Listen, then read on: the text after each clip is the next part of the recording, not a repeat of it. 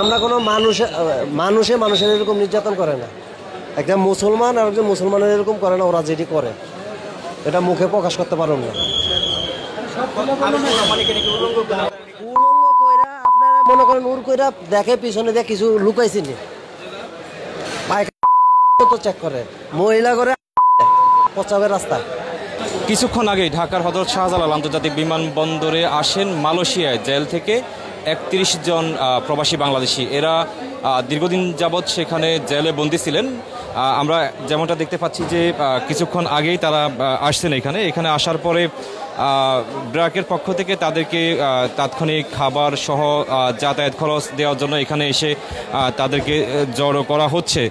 তবে আমরা যেটা দেখেছি বা যেটা লক্ষ্য করেছি সেটা হচ্ছে যে আসলে যারাই মালয়েশিয়া থেকে আসছেন তারা আসলে কোনোভাবে মিডিয়াতে কথা বলতে ইচ্ছুক না। তারা কষ্টজনিত কণ্ঠে বা যে কথাটি বারবার বলতেছেন সেটা হচ্ছে যে আপনারা এখন ভিডিও করে কি করবেন, আমরা যে সেখানে এতদিন পর্যন্ত জেলে ছিলাম আমাদের খোঁজখবর আসলে কেউ নেননি। বাংলাদেশ সরকার বা সেখানকার যে হাই কমিশন তারা সেই খবরটি নেননি, আমাদেরকে উদ্ধার করেননি। আজকে জেল শেষ হয়ে যাওয়ার পরে যখন আমরা দেশে আসতেছি তখন আপনারা আমাদেরকে ভিডিও করতেছেন, এখন আমাদেরকে কি করবেন এমন কথা আসলে তারা বলছিলেন। আমরা আপনাদেরকে সেই চিত্রটি দেখাচ্ছি যে কিছুক্ষণ আগেই ইউএস বাংলা একটি ফ্লাইটে ওনারা বাংলাদেশে আসছেন। কয়েকজনের পরিবারের সদস্যদেরকে আমরা দেখতে পাচ্ছি যারা আসলে জেল থেকে আসা সেই মানুষটিকে গ্রহণ করার জন্য এখানে আসছেন। বাংলাদেশে খালি বাংলাদেশ এম্বাসি যায় না, আর প্রতি এম্বাসি প্রতি মাসে যাইতেছে। আমার বাংলাদেশ এম্বাসি যায় না কিসের লেগে, ইমিগ্রেশনে ভয় পায় না, কিছু ভয় পায় না, মানুষের ভয় পায়। এই 6টা মাস খাতলাম আমরা আইতে হুদি। এখন আপনারা তো যাই হোক আজকে আসলেন কোনো না কোনোভাবে, আর কি পরিমাণ বাংলাদেশি এখানে? অনেক বাংলাদেশে আছে বাইকের পাসপোর্ট নাই, আইতে পারবো না, নাই কেউ বেশি টাকা নাই, আইতে পারবো না, নাই কেউ যোগাযোগ করবো দেয় না। তো ফোন টিকিট কি আজকে নিজে কাটে আসছেন? হ্যাঁ, নিজেরই কাটিয়েছে, আমার বসে কাটিয়েছে টিকিট। এম্বাসি ওরা কেউ যোগাযোগ করবো দেয় না ডাইরেক্ট। আমি যদি আপনি ফোন দেখো ভাই আমার টিকিট কাটিয়ে দাও, কোনো কাজ নাই, কথাগুলি ফিটে। আর ভাই কোনো উলঙ্গ হইরে না আগে, উলঙ্গ হইরে চেক করে সব। এরকম কোনো এই পৃথিবীতে কোনো রাষ্ট্রে নাই এরকম দেখা। একটা পোশাক দেয়, খালি একটা পোশাক দেয়, একটা পোশাক খালি একটা পোশাক দিয়ে নাইতে হবে, একটা পোশাক গায়ে দিতে হবে। ওরা করে কি এই ওর কোম্পানির নামে ভিসা করে, কাজ দেয় না, ছাইরা দেয়, লোক ধরা খেলেও লোকের কোনো খোঁজ খবর নেয় না। এই আমরা কোনো মানুষের এরকম নির্যাতন করে না। একটা মুসলমান আর একজন মুসলমানের এরকম করে না, ওরা যেটি করে এটা মুখে প্রকাশ করতে পারুন না। উলঙ্গ কইরা আপনারা মনে করেন উর কইরা দেখে পিছনে দিয়ে কিছু লুকাইছিনি, পায়খানার রাস্তা পর্যন্ত চেক করে, মহিলা করে আঙ্গুল দেয় পচাবের রাস্তা। এটা কি জেলে? ওদের প্রশাসনে। আমি জেল খাটছি 26 দিন, আর হয়েছে 50 দিন। ইমিগ্রেশনে 50 দিন, জেলে ছিলাম 26 দিন এবং 10,000 টাকা জরিমানা দিছি। আমার 4 মাস জেল হয়েছে, আমি জেল খাটুম না বিদায় 10,000 টাকা জরিমানা দিছি। 10,000 টাকা জরিমানা দেওয়ানোর পরে ইমিগ্রেশনে নিয়ে আমার 50 দিন আটকে রাখছে।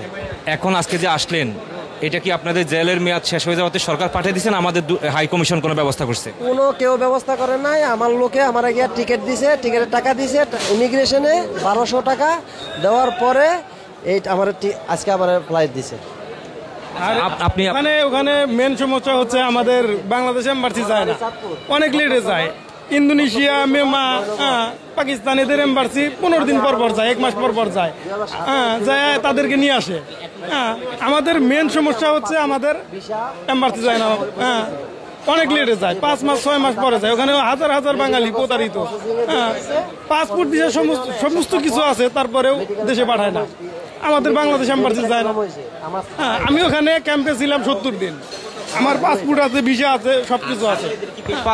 পাসপোর্ট ভিসা থাকার পরে ধরলো কেন আপনাদেরকে? নাম্বার ছাড়া, কাজ ছাড়া। আমার কাজটা ছিল কেলে, আমি করছি আইসে কন্তানি, এটাই আমার ছাড়া। সুরাত ছিল আমার কাছে, কোম্পানির কাছে সুরাত নিচ্ছি, সুরাত ছিল, তারপরেও আমাকে ছাড়ে নাই।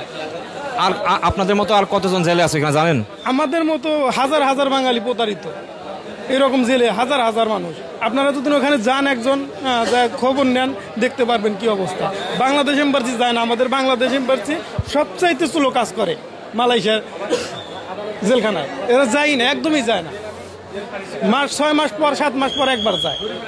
ইন্ডিয়া, পাকিস্তান, নেপাল এদের এম্বাসি 15 দিন পর পর যায়। হ্যাঁ, যায় তাদেরকে নিয়ে আসে। মাসের ভিতর 2টা ফ্লাইট দেয়। আমাদের বাংলাদেশিদের মাসে 3 মাস 2 মাস পর পর একটা করে ফ্লাইট হয়। হ্যাঁ, আমার জেল খাটা শেষ হওয়ার পরে আমি কেন 76 দিন থাকবো দেশে? আচ্ছা, আজকে মালয়েশিয়া থেকে হচ্ছে যে মোট 34 জন ফিরেছে। এই ফিরে আসা কর্মীদের তথ্যগুলো আগে আমরা জানতে পেরেছিলাম। তো তাদেরকে হচ্ছে বিমানবন্দরে ব্র্যাক মাইগ্রেশনের প্রোগ্রাম পক্ষ থেকে হচ্ছে যে আমরা প্রত্যেকজনকে গাড়ি ভাড়া প্রদান করেছি যাতে তারা নিরাপদে তাদের গন্তব্যে পৌঁছাতে পারে।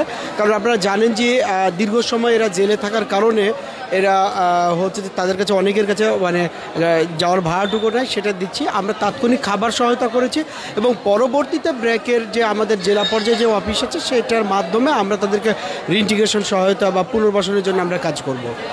আজকে আমরা দেখলাম যে যারা মালয়েশিয়া থেকে আসলেন, আমরা যখন তাদের সাথে একটু কথা বলার চেষ্টা করতেছিলাম, তারা খুবই ক্ষিপ্ত হলেন। আসলে তারা বারবার বলছিলেন যে এখন আমাদেরকে ভিডিও করে কি করবেন, কেন এতদিন আমাদের খোঁজ নিলেন না জেলে থাকা অবস্থায়, আজকে ভিডিও করে আর কী হবে, আমাদেরকে আর কতটা লজ্জা দিবেন। তাদের ভিতরে একটা ক্ষোভ আসলে দেখলাম। আপনার কাছে কি মনে হয়? অনেকে বলছিলেন যে তাদের কাছে বৈধ পাসপোর্ট ভিসাও নাকি ছিল, এরপরেও কেন তাদের জেল? আবার বারবার একটা কথা বলছেন যে তাদেরকে ক্যাম্পে রাখা হয় একবার, আবার হচ্ছে জেলে রাখা হয় এবং এক একজনের জেল অনেক দিন, আর পরিশেষে আসলে টাকা দিয়ে নিজেরা টিকিট কেটে আসতে হচ্ছে। এটা সম্পর্কে কি বলবেন? দেখেন, আমরা ফেরত আসা কর্মীদের সাথে কথা বলে যেটা জানতে পেরেছি, কর্মীদের অভিযোগ হচ্ছে তারা অনেকে বৈধভাবে গিয়েছিল। লাস্ট আমাদের যে কলিং ছিল সে কলিংয়ের শেষের দিকে, এবং তারা বলছে যে তাদেরকে সাপ্লাই কোম্পানিতে দেওয়া হয়েছে, যে কোম্পানির মাধ্যমে গিয়েছিল তারা তার ভিসা এক্সটেনশন করে নেয়, যথাযথ কাজ দিতে পারে না, বিধায় তারা ওখান থেকে অন্যত্র চলে যায় এবং বাধ্য হয়ে যেতে হয়েছিল, এবং সেখান থেকে তাদেরকে ওই দেশের পুলিশ আইনশৃঙ্খলা বাহিনী ধরে তাদেরকে ফেরত পাঠায়। এখন সেখানে দীর্ঘদিন থেকে মালয়েশিয়ায় একটা ইতে আছে যে তারা দীর্ঘদিন থেকে ওই মানে ডিপোর্টেশন ক্যাম্পে ছিল, এবং মালয়েশিয়ার হচ্ছে যে তাদেরকে নিজের টিকিট কেটে আসতে হয় এবং তারা তাদের পরিবার কাছে মানে পরিবারের মাধ্যমে টাকা নিয়ে তারপরে তারা টিকিট কেটে দেশে ফিরেছে।